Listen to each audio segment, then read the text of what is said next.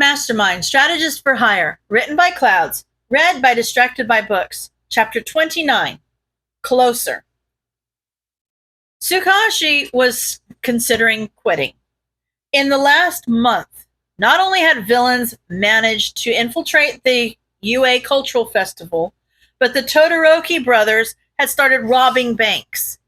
Any and every CEO had somehow decided the best course of action was to put Tsukauchi on speed dial to ask for constant updates on who they were going to hit next. The only link they had found so far was that the CEOs of the targeted banks were all guilty of crimes.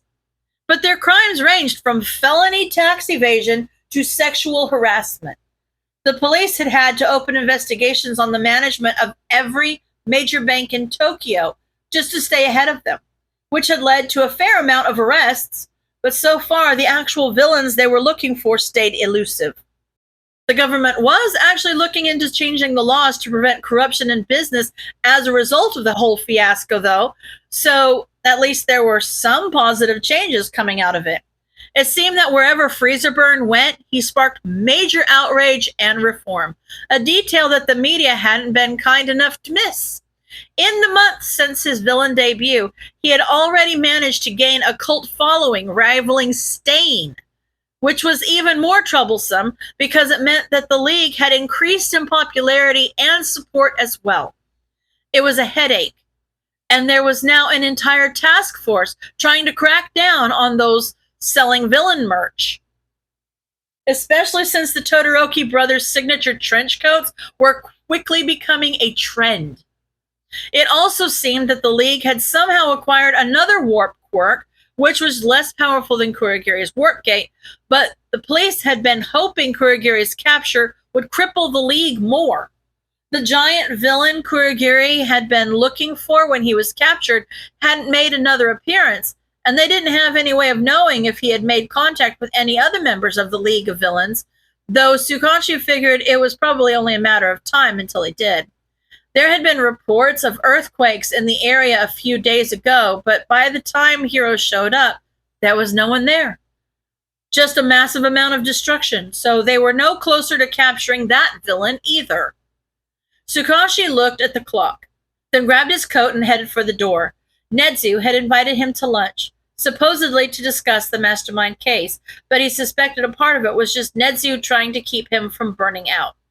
He appreciated the thought, but he was pretty sure he'd burned out months ago and was just running on fumes now. Still, it would be nice to eat something besides coffee and instant ramen. He gave his name to the hostess at the restaurant and was led to a booth near the back where Nedzu was already waiting. Nedzu gave him a signature smile and gestured for him to sit. "Hello, Tsukauchi. How are you today?" Tsukauchi sighed. "You really don't want to know? I don't even want to know, and it's my life." Nedzu chuckled. "Well then, I'm glad that I've given you an excuse to get out of your office at least. How are things at the station?" "Hectic," Tsukauchi said. "What with all the bank robberies and the open investigations of corruption in the industry, we could hire an entire other force and still not have enough men. It really makes me miss Toshinori, you know?" Nedzu nodded. "He fulfilled his role as symbol of peace very well, but that has just made the difference all the more obvious now that he has gone."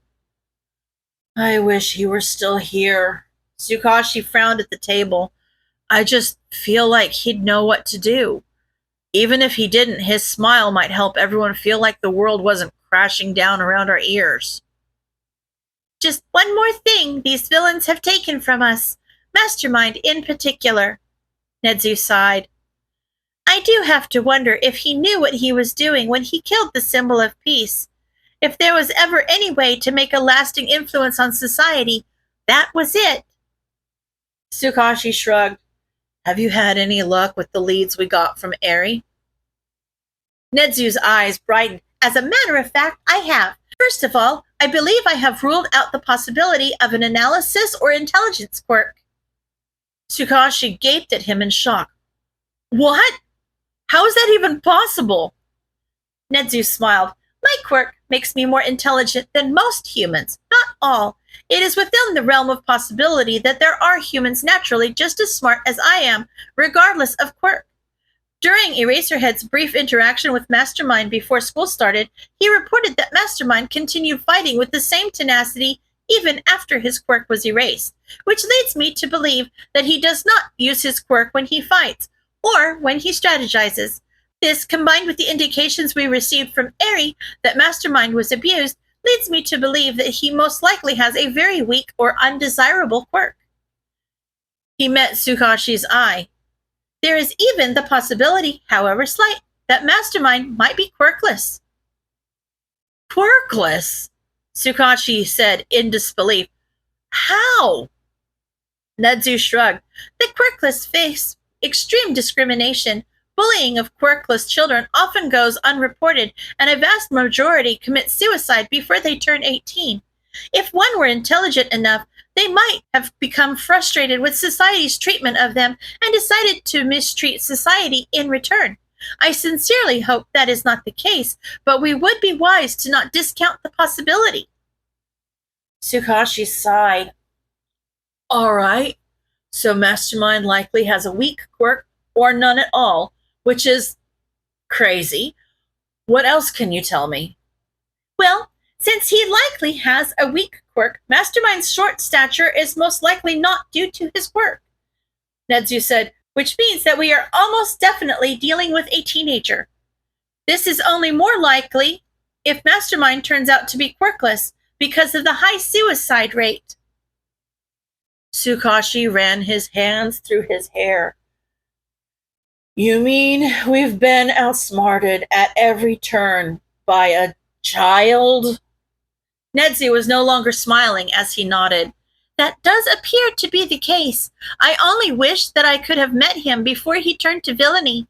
Such a brilliant mind deserves to be nurtured, and I would have loved to teach him. He sighed.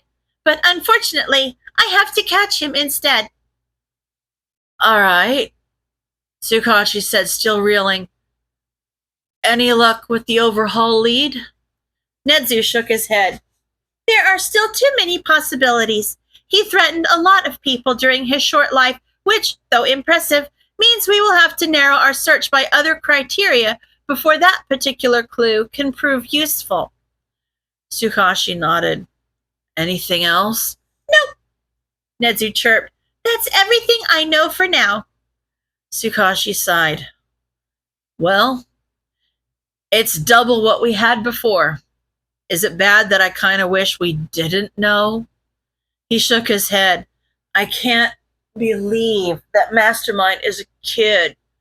Seriously, what drives a teenager to kill hundreds of people? I'm sure it wasn't just one thing, Nedzu shrugged. It was most likely a variety of little failings that all added up until he just couldn't take it anymore. But it does raise a very uncomfortable question. Oh, Tsukauchi asked, and what's that? Nedzu met his eyes with intensity. Are we responsible for creating the very villain that will destroy us? End of chapter.